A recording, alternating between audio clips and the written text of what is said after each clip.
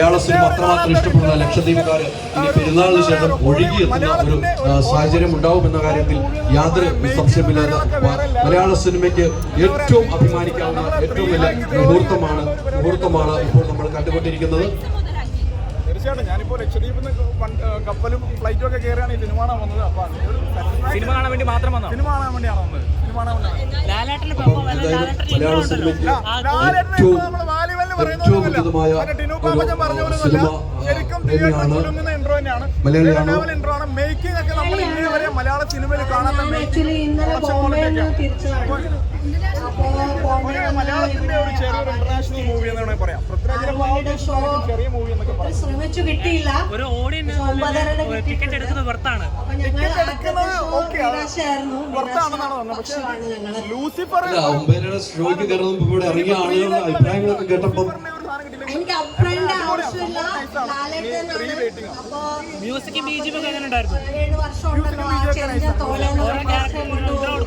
ഓരോ character Inter കൊടുക്കുമ്പോൾ ആ ബീജിയം ഉണ്ടല്ലോ, അതൊക്കെ എങ്ങനെ ഉണ്ടായിരുന്നു? ഇതിനുവേണ്ടി മാത്രമാണ്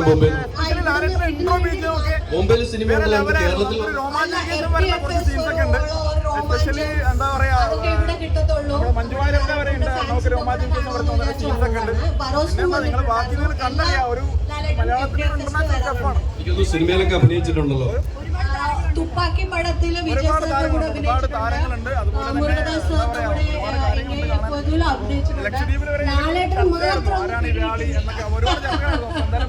എന്തായാലും ഈ വീഡിയോ കാണുന്നതായിരിക്കും.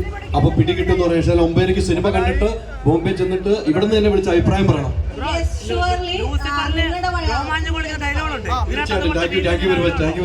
ഇതാണ് ബോംബെയിൽ നിന്ന് മലയാള സിനിമയെ സ്നേഹിച്ചിട്ട് ബോംബെയിൽ നിന്ന് എത്തിയിരിക്കുകയാണ്. തമിഴ് സിനിമയിലെ വിജയോടൊപ്പം ഒക്കെ അഭിനയിച്ച ഒരു ആർട്ടിസ്റ്റ് കൂടിയാണ് ഇപ്പോൾ മലയാള സിനിമ കാണാൻ ബോംബെയിൽ നിന്നും കൊച്ചിയിലെത്തി. അത് ഫാൻസുകാരുടെ ഒപ്പം ഇരുന്ന് കാണാൻ വേണ്ടി തന്നെയാണ് എത്തിയതെന്ന് തന്നെയാണ് പറയണത്.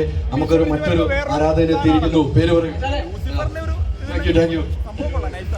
ഇൻട്രോ അത് അതേപോലെ ഫ്രെയിം ചെയ്ത രാജുവേട്ടൻ ആൻഡ് സുജിത് വാസ്തേവ് ഹാൻഡ്സോ അതേപോലെ എടുത്തിട്ടുണ്ടോ. ഓരോ ന്യൂസും ഓരോ സ്ക്രീനും അല്ലെങ്കിൽ ഓരോ സ്ക്രീൻ പ്ലേ അവരുടെ ഇക്വേഷൻ എന്തായാലും വർക്കൗട്ടായി. 100% ഞാൻ പറയാം, അവരുടെ ഇക്വേഷൻ വർക്കൗട്ട് ആയിട്ടുണ്ട്. ഇത് കണ്ടിട്ട് ഒരാളും നെഗറ്റീവ് പറയാൻ പാടില്ല, പറ്റില്ല. ഇനി അത് പറഞ്ഞിട്ടുണ്ടെങ്കിൽ അത് വേറെ എന്തെങ്കിലും ഉദ്ദേശമായിരിക്കും. അതേപോലെ ചെയ്തിട്ടുണ്ട്. I M so GLAAD I could attend the first show FDFS. ഇപ്പോൾ ലാലേട്ടൻ്റെ പീക്ക് ഫാൻ ബോയ് മൂവ്മെൻ്റ് ആണ് എങ്കിലും ഞാൻ എക്സാജറേറ്റ് ചെയ്യുമല്ല. It is really amazing. നിങ്ങളെല്ലാവരും പോയി കാണണം, വിജയിപ്പിക്കണം. നമ്മുടെ പടത്തിൽ ഇന്നലെ ഇവര് പ്രശ്നങ്ങൾ പറയുന്നത് കേട്ടു. ഒരു ബാഹുബലി അല്ല ഒരു KGF എന്നൊക്കെ പറയുന്ന പോലെ നമുക്കൊരു എമ്പുരാനുണ്ട്, ഒരു ലൂസിഫർ ഉണ്ട്, പീക്കായിട്ടുണ്ട്. 1000 കോടി കളക്ട് ചെയ്യോ? 1000 കോടി കളക്ട് ചെയ്യോ? 1000 കോടി ബ്രോ, അത് പൈസയുടെ അല്ല. ഞാൻ പറയുന്നത് പൈസയുടെ ഒരു വാല്യൂ അല്ല, അതിന് മേലെയാണ്. പൈസ നമുക്ക് ഉണ്ടാക്കാം. പടം വന്നാൽ ഇത് നിങ്ങളെല്ലാവരും കണ്ടു കഴിഞ്ഞാൽ അതൊക്കെ വരും. പക്ഷെ പടം ഇറങ്ങുന്നതിന് മുന്നേ 60 കോടി കളക്ട് ചെയ്തല്ലോ. സോ ഇപ്പം പടം കണ്ടതിന് ശേഷം 1000 കോടി. എൻ്റെ ഒരു ബുദ്ധി വെച്ച് എൻ്റെ ഒരു ഐഡിയ വെച്ചിട്ട് 180 to 200 ഇടയിൽ എന്തായാലും സ്കോർ ചെയ്യാൻ നല്ല ചാൻസ് ഉണ്ട്. അതിന് മേലോട്ട് പോയാലോ, അതിൻ്റെ താഴോട്ട് എന്തായാലും വരും. ഹൗസ്ഫുൾ ആയിരിക്കും, പടം ഫുൾ ഹൗസ്ഫുൾ ആയിരിക്കും, ഉറപ്പാണ്. Thank you.